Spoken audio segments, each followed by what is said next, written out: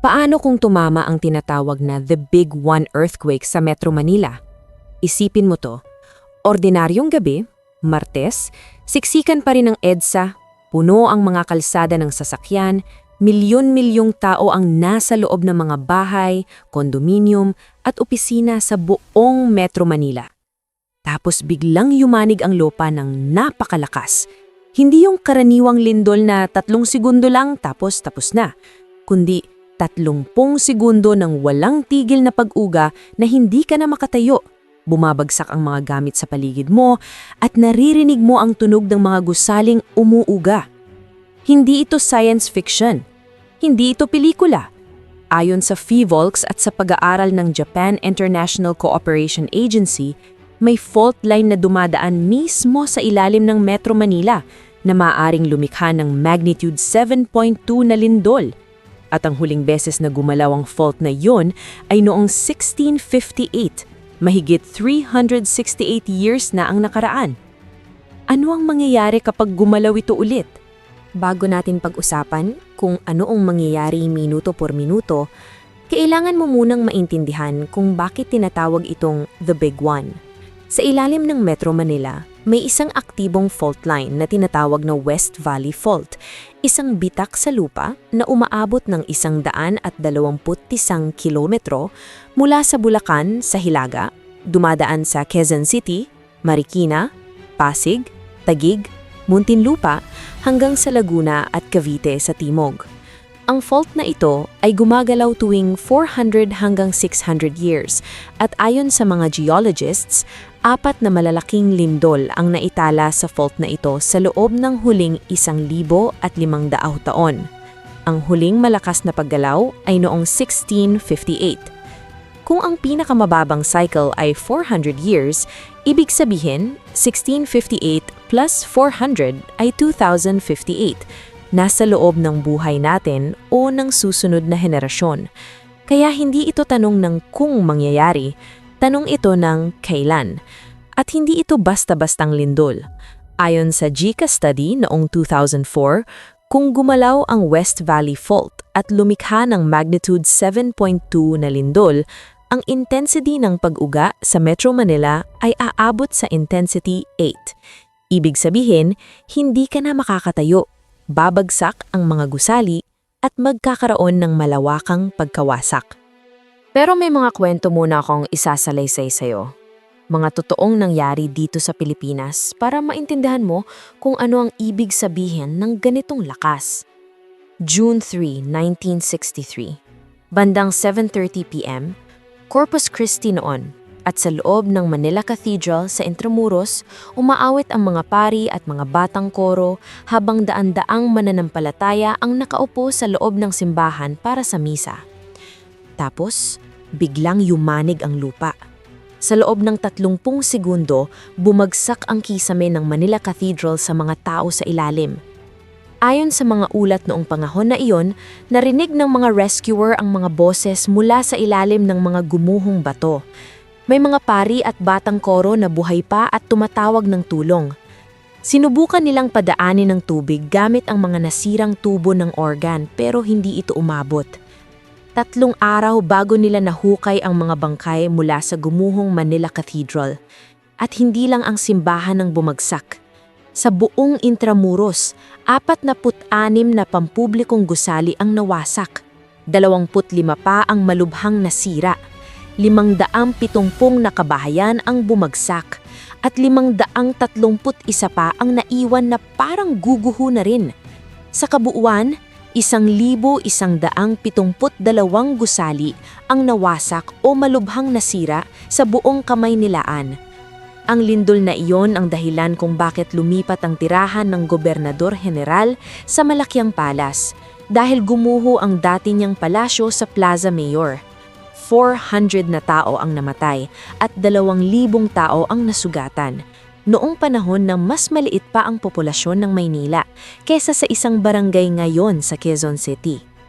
August 2, 1968, bandang 4:30 ng madaling araw, Tulog ang karamihan ng mga residente ng Ruby Tower, isang 6 na palapag na gusali sa Binondo na may 76 na apartment at 38 commercial spaces. May 600 hanggang 1,000 tao sa loob. Nang tumama ang magnitude 7.3 na lindol mula sa Kasiguran, Aurora, mahigit 200 kilometro ang layo, bumagsak ang Ruby Tower na parang tinapakan ng isang napakalaking di nakikitang kamay. Ang buong gusali ay nag-pancake, ibig sabihin ang bawat palapag ay bumagsak sa ibabaw ng isa't isa. Mahigit 500 tao ang na-trap sa ilalim ng gumuhong semento. Walang disaster agency noon sa Pilipinas, walang NDRRMC, walang coordinated rescue. 6,000 volunteer ang nagsiksikan para maghukay gamit lamang ang kanilang mga kamay at simpleng kagamitan. Ang pinakahuling na rescue, 2 batang babae, 9 at 12 taong gulang na natagpuan pagkalipas ng 125 oras, mahigit 5 araw, na buhay pa sa ilalim ng gumuhong semento. 268 tao ang namatay at 266 ang nasugatan. At narito ang pinakamasakit na detalye. 3 taon pa lang ang Ruby Tower nang bumagsak ito. Ang mga gusaling nakapalibot dito ay nakatayo pa. Ang dahilan ng pagbagsak ay ang mahinang disenyo, mababang kalidad ng semento at kawalan ng building code. Pagkatapos ng trahedyang ito, saka pa lamang isinulat ang National Building Code of the Philippines noong 1972. Ngayon, tandaan mo, ang lindol na pumuksa sa Ruby Tower ay nanggaling sa Kasiguran, 200 kilometro ang layo. Ang lindol ng 1863 ay may magnitude na halos 7.0.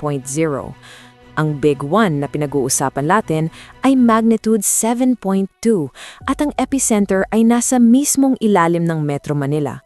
Hindi daang-daang kilometro ang layo, kundi diretsyo sa ilalim ng mga paa natin. Ayon sa JICA study, ito ang mangyayari. Sa unang 30 segundo ng pag-uga, mahigit 168,000 gusali ang babagsak o malubhang masisira.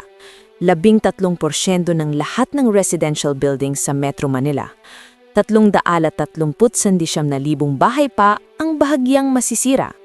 Sa mga sumunod na minuto, 500 sunog ang sabay-sabay na sisiklab sa buong Metro Manila, sanhi ng mga pumutok na linya ng LPG, ng mga naputol na linya ng kuryente, lalo na sa mga lugar na siksikan ng mga bahay na gawa sa kahoy. Ang sunog na ito ang magdadagdag ng 18,000 patay sa kabuuan.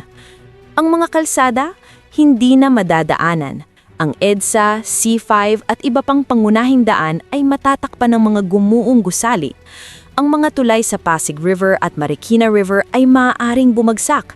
At kapag nangyari iyon, mahahati ang Metro Manila sa magkakahiwalay na seksyon na hindi na magkakaabot.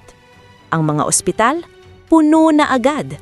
Ayon sa World Bank study, ang travel time papunta sa ospital ay tataas ng 148% at para sa halos 1,100,000 tao, aabot ng mahigit 1 oras bago makarating ang ambulansya. At ang pinakamalaking problema, ang tubig. Ang Angat Dam na pangunahing pinagkukunan ng tubig ng Metro Manila ay nakaupo mismo sa West Valley Fault. Kung masira ito, hindi lang mawawalan ng tubig ang buong NCR, maaari pang bumaha sa mga low-lying areas ng Bulacan at Metro Manila. May isa pang panganib na hindi alam ng karamihan, ang tinatawag na liquefaction. Ang liquefaction ay nangyayari kapag ang lupa na binubuo ng buhangin at tubig sa ilalim ay nag-uugoy ng napakalakas na ang solid na lupa ay biglang kumilos na parang likido. Ang mga gusali sa ibabaw nito ay lulubog, tatagilid o babagsak, kahit gaano pa kalakas ang pundasyon. Ayon sa PHIVOLCS, ang mga lugar na pinaka-vulnerable sa liquefaction ay ang Malabon, Manila, Pasay, Marikina, Pateros, Pasig at ang mga coastal area ng Muntinlupa kasama na ang mga bagong reclaimed land sa Manila Bay. Ang seksyon ng C5 sa Taguig na dumadaan sa Fort Bonifacio ay isa rin sa pinakadelikadong lugar dahil sa uri ng lupa sa ilalim nito. Para sa konteksto, noong 1968, ang Ruby Tower ay bumagsak sa isang lugar malapit sa ilog ng Pasig, isang lugar na may malambot na lupa. At ngayon, daan-daang kondominium at skyscrapers ang nakatayo sa mga lugar na may ganito ring uri ng lupa. Kaya buuin natin ang mga numero. Ayon sa pinakahuling projection ng FIVOX at ng risk assessment firms, kung tumama ang The Big One sa Metro Manila, 33,500 na katao ang agad na mamamatay sa pagbagsak ng mga gusali. 18,000 pa ang maaaring mamatay sa sunog. 113,600 na katao ang masusugatan. 500,000 na buildings ang masisira. 4,000 supply point ng tubig ang mawawala. At halos 14% ng GDP ng Pilipinas ang mabubura dahil ang Metro Manila ang bumubuo ng 35% ng ekonomiya ng bansa. Pero ang pinaka-nakakatakot na bahagi? Ang JICA study na ginamit sa mga numerong ito ay ginawa noong 2004 nang ang populasyon ng Metro Manila ay halos 10 million lang. Ngayon, 14 million na. Mas maraming gusali, mas maraming tao, mas konting open space para mag-evacuate. Ang magandang balita ay nagsimula na ang Pilipinas at Japan na i-revisit ang study na ito ngayong 2026 para i-update ang mga projections sa kasalukuyang kondisyon. Pero hanggang sa matapos ang pag-aaral na yon, ang tanong ay nananatili. Handa ba ang Metro Manila? Alam mo ba kung saan dumadaan ang West Valley Fault sa lugar ninyo? Alam mo ba kung ang gusaling tinitirhan mo ay kaya bang magtambal sa isang magnitude 7.2 na lindol? Kung hindi mo alam, ngayon na ang tamang panahon para malaman. Ang The Big One ay hindi kwento para takutin ka. Ito ay kwento para gisingin ka.